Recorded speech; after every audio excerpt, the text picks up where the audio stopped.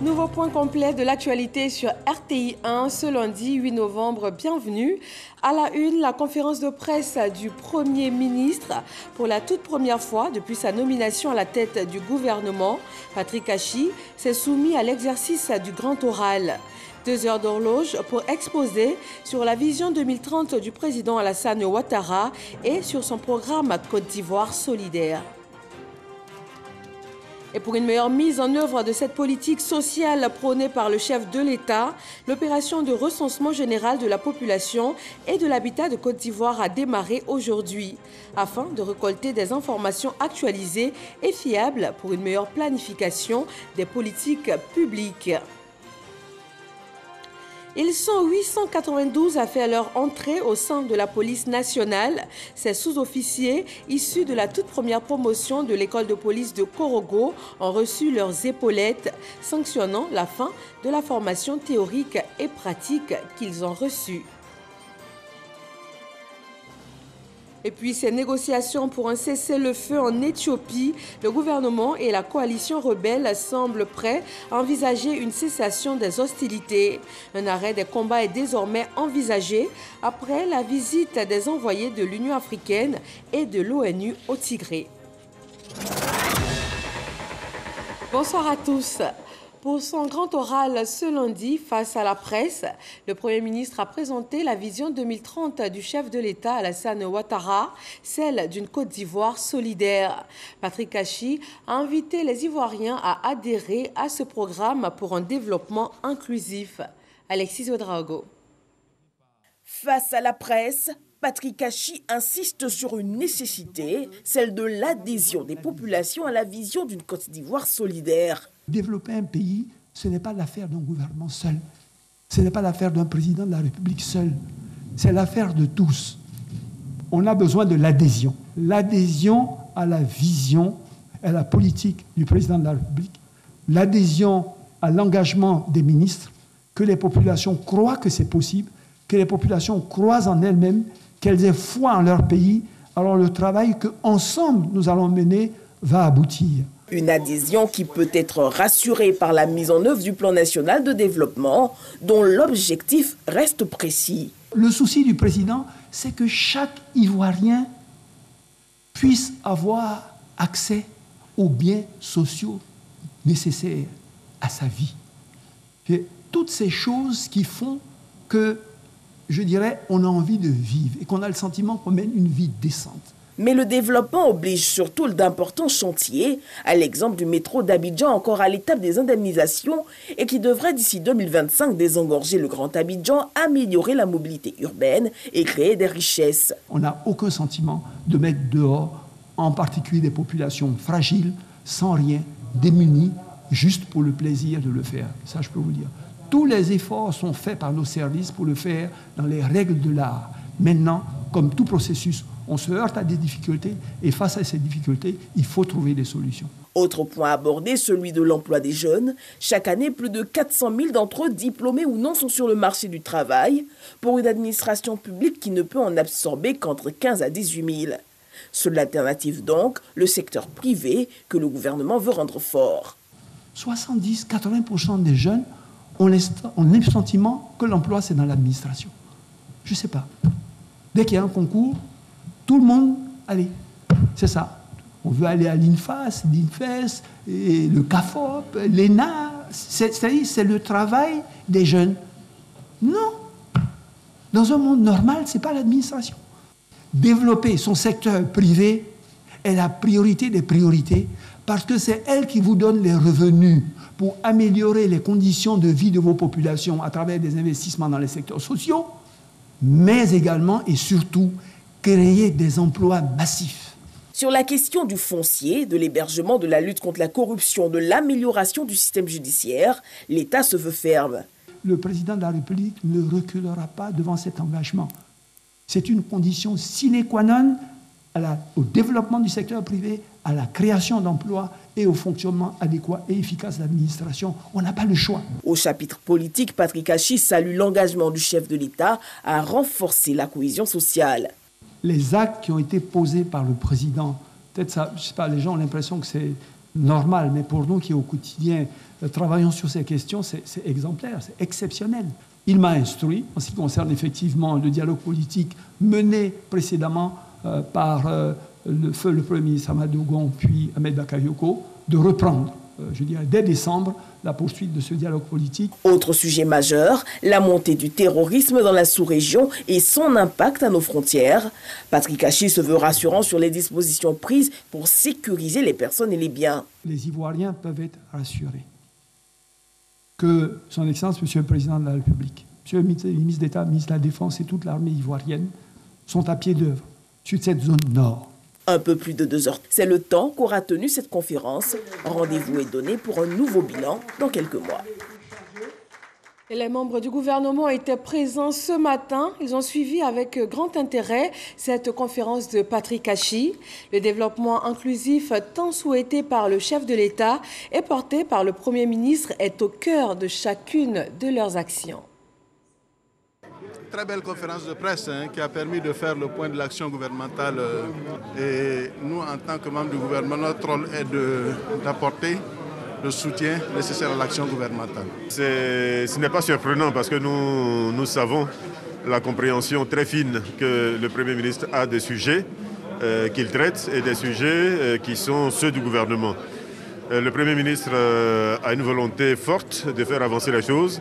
Ce qui, pour nous, ministres, est un élément de facilitation. Nous savons toute l'énergie qu'il y met, nous savons la détermination qu'il y met et notre rôle est facilité. Donc aujourd'hui, j'allais dire, la feuille de route est là.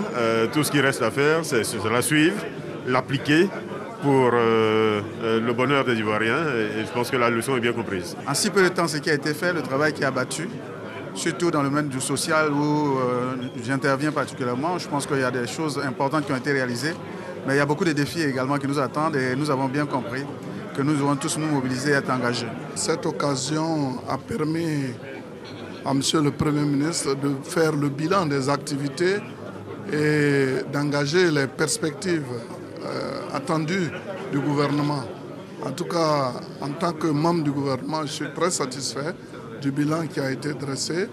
Le Premier ministre nous exhorte à travailler davantage pour que la vision de son Excellence, M. Alassane Ouattara, du développement soit une réalité. La transformation structurelle de l'économie nationale est en bonne voie. Elle va être accélérée par des projets structurants. En outre, des chantiers d'équipement qui vont changer le visage de la Côte d'Ivoire sont en cours d'achèvement. Le Premier ministre en a aussi parlé. Lansini Bakayoko.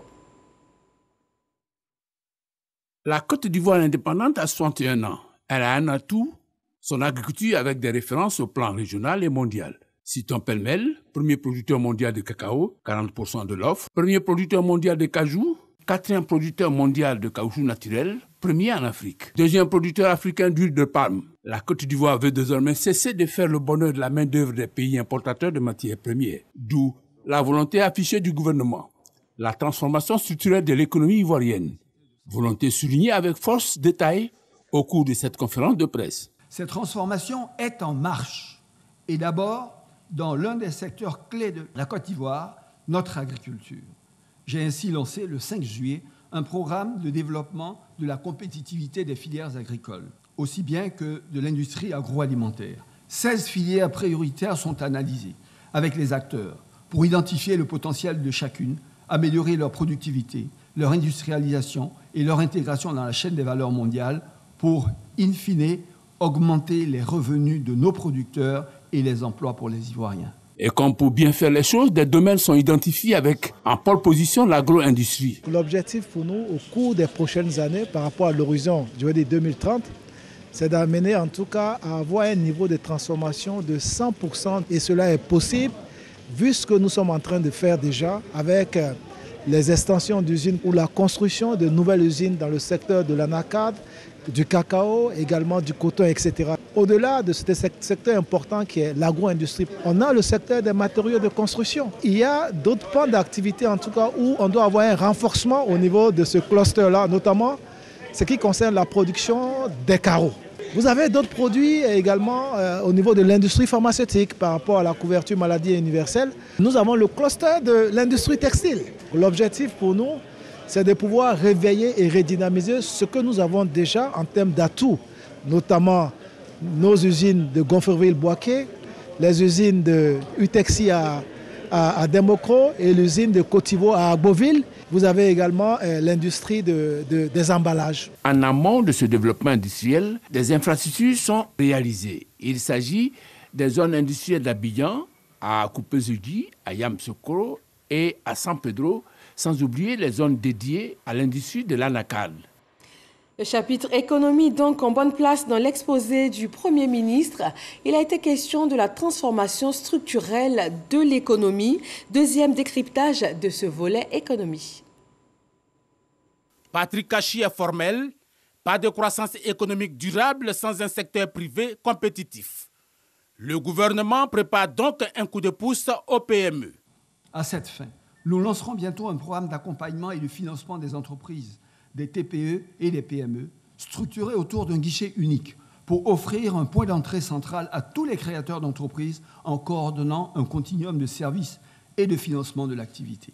Au niveau des finances publiques, des réformes complémentaires liées à la lutte contre la fraude et à la réduction des délais de paiement sont en cours d'exécution.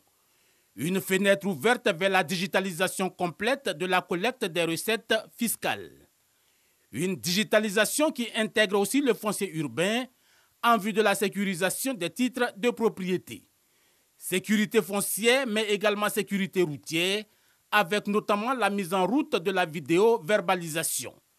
D'autres travaux d'infrastructure comme les 4e et 5e ponts, la côtière, les dédoublements sur les sorties est et ouest d'Abidjan, ou encore le prolongement de l'autoroute Yamoussoukro-Boaké avancent plutôt à un bon rythme. Dans le secteur de l'eau potable, la mise en distribution à partir de l'usine de traitement de la rivière de la Mai se fera dans les prochains mois, apportant ainsi une réponse durable à la croissance des besoins du Grand Abidjan, avec 85 000 branchements en cours dans les communes de Yopougon, Atékoubé, Abobo et Port-Boué.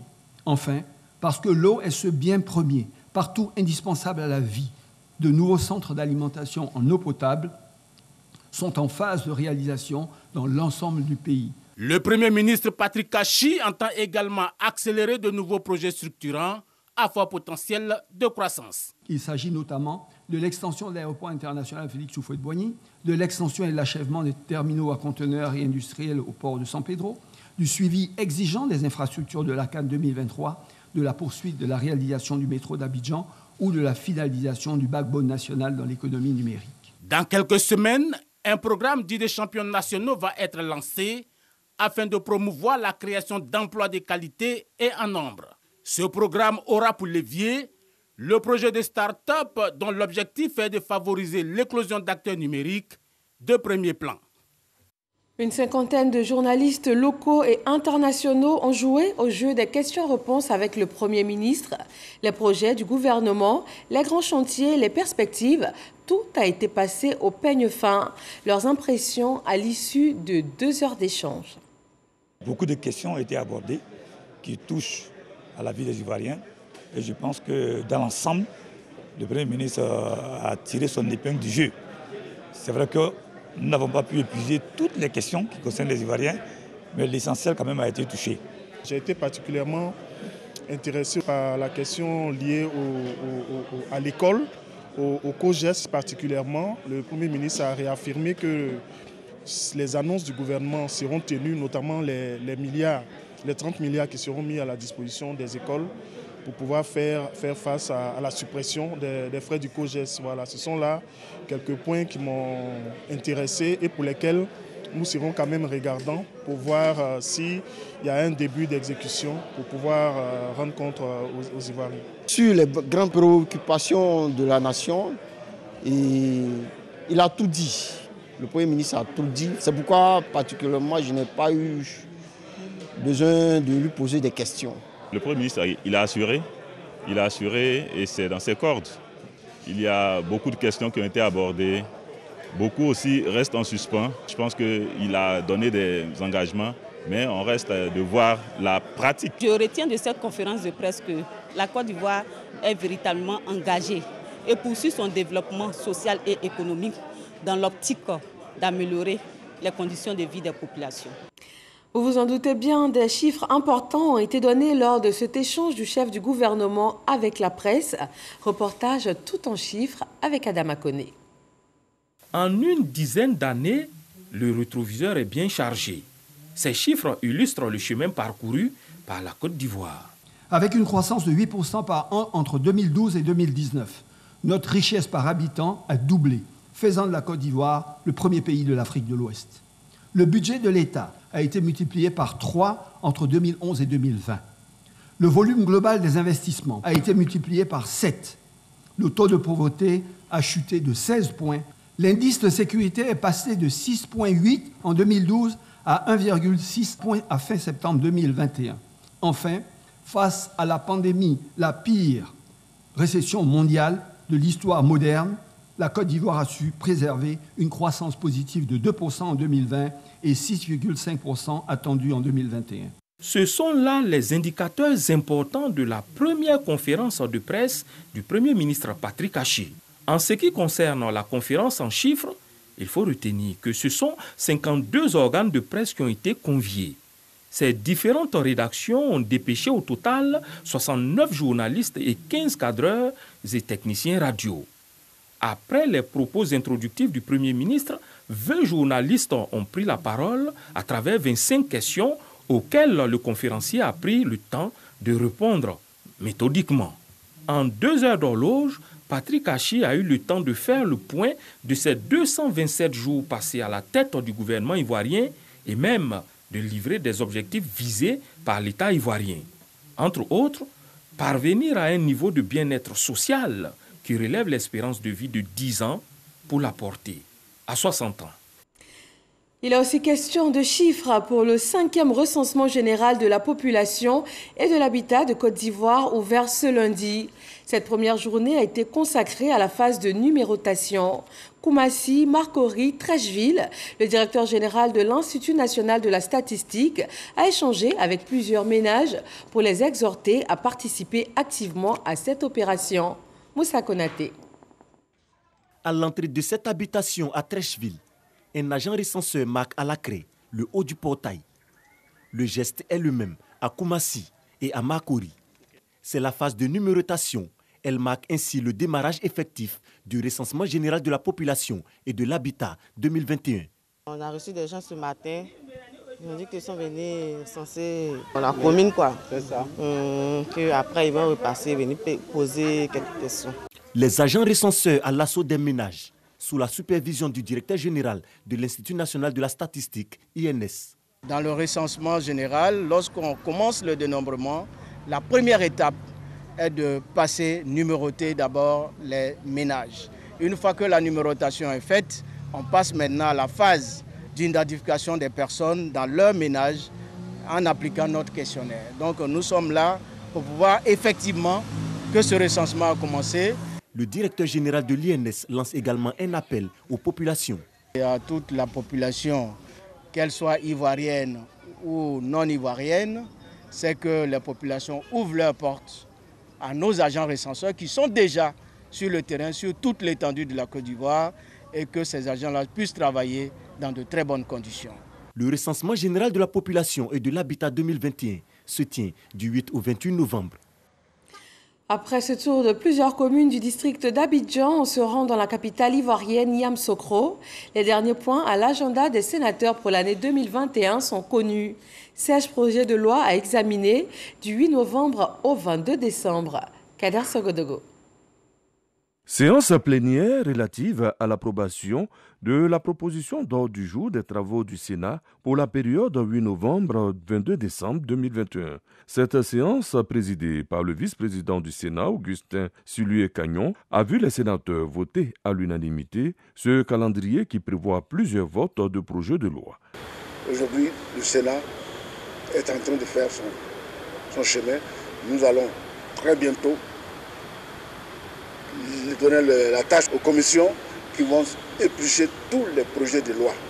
Tous ces projets de loi seront analysés, examinés par les différents groupes qui, à la fin du compte, au bout du compte, nous aurons la séance plénière qui va sans doute se passer très bientôt. Donc vous voyez le calendrier qui s'étend du 2 novembre au 22 décembre. Il y a du travail à faire. Et nous, en tout cas, nous allons faire ce que nous devons faire humainement pour la Côte d'Ivoire, parce que nous savons, notre devoir, c'est de voter les lois, et de consentir l'impôt, c'est surtout de nous occuper des collectivités territoriales.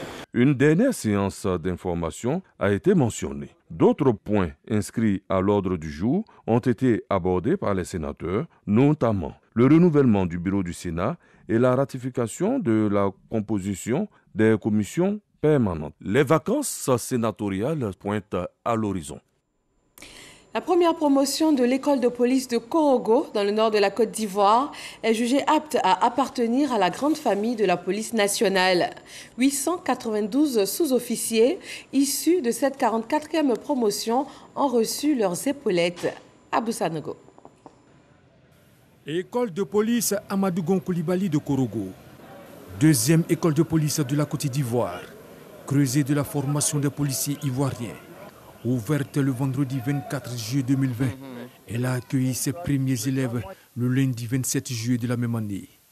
Ces élèves sur le rang constituent donc la première promotion des sous-officiers de cette école, tous des hommes. Et ils sont au nombre de 892, aptes à exercer la fonction policière. Baptisé du nom du sergent-chef de police, Feu Kwadjo Yao Ernest, avec pour parrain le ministre de la Communication, des médias et de la francophonie Amadou Coulibaly.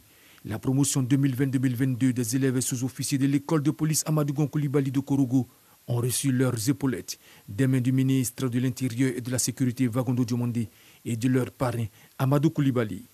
Vagondo Diomandé a salué la mémoire de l'ex-premier ministre Amadou Gon Coulibaly, a témoigné sa gratitude au président de la République Alassane Ouattara, puis a exhorté les nouveaux policiers à être des modèles. Dès son accession au pouvoir, le président de la République, son Excellence M. Alassane Ouattara, a fait de la sécurité sa priorité, car c'est la condition essentielle pour la réalisation du projet d'une Côte d'Ivoire nouvelle.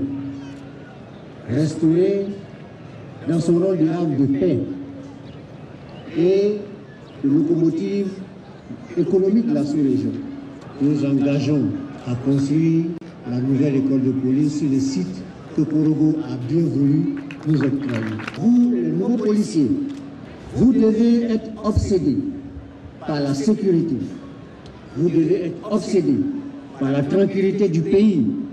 Le parrain Amadou Coulibaly a invité ses filleuls à demeurer des policiers exemplaires au service de la République. Chef Yul, vous sortez de l'école de police Amadou Gon Coulibaly de Korogo. Et quand on sait qui a été Amadou Gon Coulibaly, vous avez deux repères sur lesquels vous devez calquer votre vie, votre façon d'être, votre façon de servir. Sachez que la première chose qui va vous permettre de réussir, c'est la discipline. Votre tenue bien portée forcera déjà le respect pour vous. Un défilé à pied du contingent de nouveaux policiers issus de l'école de police Amadou Gon Coulibaly de Korogo a constitué l'autre temps fort de cette cérémonie. Dans l'actualité sanitaire, la sensibilisation contre la maladie à coronavirus continue. Les mesures de prévention sont toujours d'usage.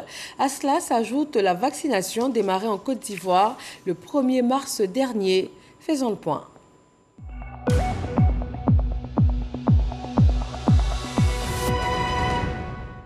Cinq nouveaux cas de Covid-19 ont été détectés en Côte d'Ivoire aujourd'hui, 16 guéris et 0 décès, portant à 540 le nombre de cas encore actifs dans le pays.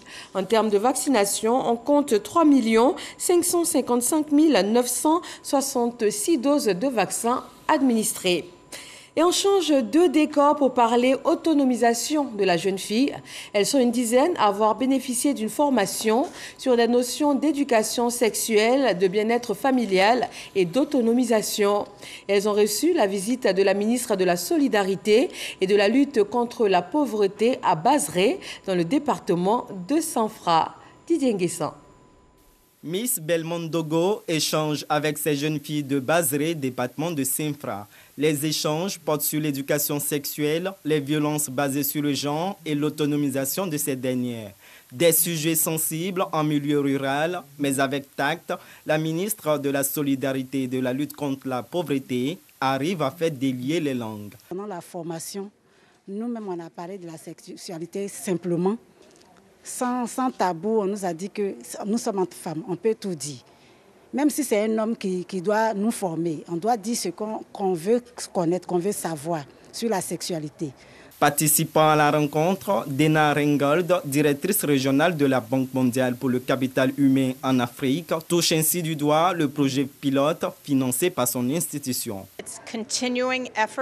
Donc nous sommes engagés à appuyer le gouvernement ivoirien dans la lutte contre toutes les difficultés auxquelles les femmes sont confrontées. Et c'est cela dans le cadre de certains projets, de certains programmes. Donc cela fait partie de notre portefeuille. Cette salle de classe, transformée en espace communautaire, accueille depuis un an les filles pour leur formation relative au projet Suède pour l'autonomisation des femmes et le dividende démographique au Sahel. La formation apporte beaucoup et aux filles et aux hommes parce qu'ils apprennent en compétences de vie, ils apprennent en genre, ils apprennent l'alphabétisation, ils apprennent surtout la santé sexuelle et la santé de la reproduction.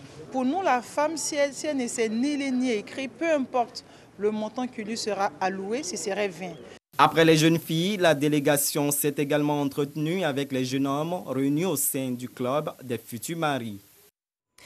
Nous quittons Sinfra pour faire le bilan de cette journée de forte pluie dans la ville d'Abidjan. Des embouteillages, des voies impraticables, des maisons et des commerces sous les eaux. Serge Pacom-Didi et Serge Koléa nous proposent en images les dégâts occasionnés par les eaux. Forte pluie à Abidjan ce lundi matin 8 novembre. Il est 10 heures. Les eaux montent et se font pressantes. Résultat, des dégâts dans le district d'Abidjan, notamment dans les communes de Yopougon et de Cocody. Tout Cocody est actuellement sinistré, ce qui fait que les pompiers que nous avons appelés sont en intervention dans tout Cocody. C'est récurrent parce que nous avons des comportements qui ne sont pas bien, nous bouchons nos caniveaux nous-mêmes et c'est ce qui fait que les eaux, quand il pleut, n'arrivent pas à évacuer. À la Riviera, le carrefour 9 kg est littéralement impraticable. C'était juste des passages et puis on a été surpris par la pluie. Donc, je me suis abrité à la moto. Bon, c'est là le temps que l'eau arrête, ça a complètement inondé ma moto. Des maisons inondées, des riverains qui crient leur désarroi. Le spectacle est devenu habituel à Abidjan. Ça fait plusieurs années, lorsqu'il pleut, l'eau rentre dans les maisons ici. Ils ont dit non, qu'ils vont arranger le caniveau. Le caniveau qu'ils ont fait même là, ça ne peut pas. L'eau même a rempli le caniveau qu'ils ont fait. L'eau même a débordé, même le pont qui est là. On ne peut pas passer par l'eau a débordé le pont. On demande aux autorités de venir voir ce caniveau qui est là. Parce que ce caniveau permet aux eaux d'ici, lorsqu'il pleut, d'évacuer. Mais si à chaque arrêt que ce caniveau se remplit, on ne sait pas quoi faire. Selon le groupement des sapeurs-pompiers militaires, cette forte pluie a occasionné de nombreux dégâts matériels. Fort heureusement, aucune perte en vie humaine n'a été enregistrée. Et en ces temps de pluie, la prudence reste de mise. Dans le Poro, 54 chefs de village du secteur de Nongakaa ont reçu leurs arrêtés de nomination. Une reconnaissance du pouvoir traditionnel voulue par le président Alassane Ouattara. Elle consacre le pouvoir traditionnel comme auxiliaire de l'État en sa qualité de premier contact de la population avec l'administration. C'est aussi un maillon important dans la résolution des conflits. Ami Sissoko. Arrêté numéro 17, RPDP Korogo, portant nomination du chef du village de Nangaka, sous-préfecture de Korogo. L'État donne un statut légal à 54 chefs de village, dont une dame, de la zone de Nangaka dans la sous-préfecture de Korogo. Ils ont tous reçu leur arrêté de nomination à Nangaka des mains du ministre de la Communication des médias et de la francophonie, Amadou Koulibaly, renforçant ainsi leur pouvoir de décision. La fonction de chef est héréditaire. Dans le village, le chef est le gardien des biens et le dépositaire de la coutume dont il doit faire respecter les prescriptions. Monsieur le ministre, acceptant d'associer votre image à cette cérémonie, vous voulez rappeler cette importance de la chefferie dans nos villages à toutes ces populations et aux intéressés eux-mêmes.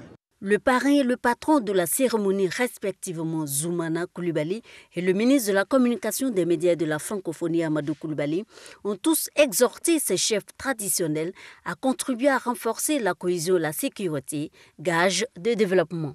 Il a fallu Alassane Ouattara pour prendre en 2014 un texte qui donne au roi et chef un statut et qui leur confère un vrai pouvoir. C'est en cela que je voudrais que nous rendions tous un vibrant hommage au président de la République, qui a compris l'importance que vous avez, qui connaît votre rôle. Le porte-parole du gouvernement étant présent, c'était aussi l'occasion pour les populations de faire des doléances. Entre autres, l'érection du Nangaka en chef-lieu de sous-préfecture, la construction d'un château d'eau, du foyer des jeunes et le bitumage de la voirie. Et puis dans l'actualité internationale, ces négociations pour un cessez-le-feu en Éthiopie. Le gouvernement et la coalition rebelle semblent prêts à envisager une cessation des hostilités. Un arrêt des combats est désormais envisageable après la visite des envoyés de l'Union africaine et de l'ONU au Tigré. Depuis une semaine, les réunions s'enchaînent dans la capitale éthiopienne en coulisses et les discussions sont pour l'instant confidentielles. Et voilà pour ce journal. Merci de nous suivre sur RTI 1 et sur rti.info. Excellente fin de soirée et à demain.